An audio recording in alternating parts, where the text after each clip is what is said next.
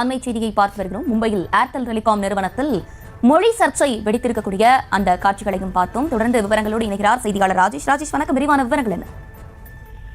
அஸ்வினி, வணக்கம். மும்பை மகாராஷ்டிராவிலே இந்த மொழி சர்ச்சை வெடித்திருக்கின்றது. மகாராஷ்டிராவில் பணிபுரிபவர்களுக்கு மராத்தி தெரிந்திருக்க வேண்டும் என ஏர்டெல் அந்த கஸ்டமர் கேர் அந்த நிறுவனத்திலே வாக்குவாதம் நடைபெற்றிருக்கின்றது. நேற்றைய தினம் ஒரு இளைஞர், மராத்தியத்தை சேர்ந்த இளைஞர் ஒருவர் சென்றிருக்கின்றார்.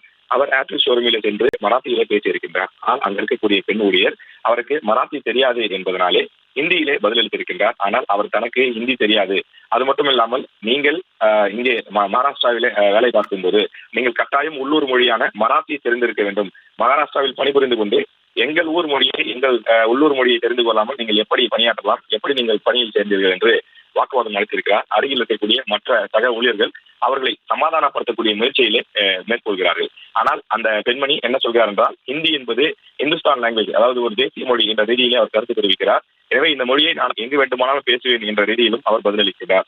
ஆனால் இவர் விடாமல் தொடர்ந்து மராத்தியில் நீங்கள் கட்டாயம் பேச வேண்டும், மராத்தி முழுமையாக தெரியாமல், மராத்தியில் பதிலளிக்காமல், மராத்தியில் பேச முடியாமல் நீங்கள் எப்படி பணியில் சேர்ந்தீர்கள் என்று மீண்டும் மீண்டும் கேள்வி கேட்டு வாக்குவாதம் செய்கிறார்.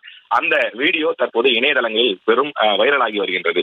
ஏற்கனவே தமிழ்நாட்டில் மொழி சர்ச்சை நீடித்து வரக்கூடிய நிலையில் இது தமிழகத்தில் மட்டுமில்லாமல் ஏற்கனவே இந்த இந்தி ஆதிக்கத்தால் தங்களுடைய உள்ளூர் மொழி, தாய்மொழி அழிந்ததாக கருதக்கூடிய மராத்தி, கன்னடம் போன்ற மொழி பேசுபவர்களும் இந்த வீடியோவை எடுத்து அதிக அளவிலே பகிர்ந்து தங்களுடைய தாய்மொழி அழிந்து விட்டதாகவும், தங்களுடைய தாய்மொழியை மீட்டெடுக்க வேண்டிய தேவை ஏற்பட்டிருப்பதாகவும் பலரும் இணையதளங்களில் கருத்து பதிவிட்டு வருகின்றனர்.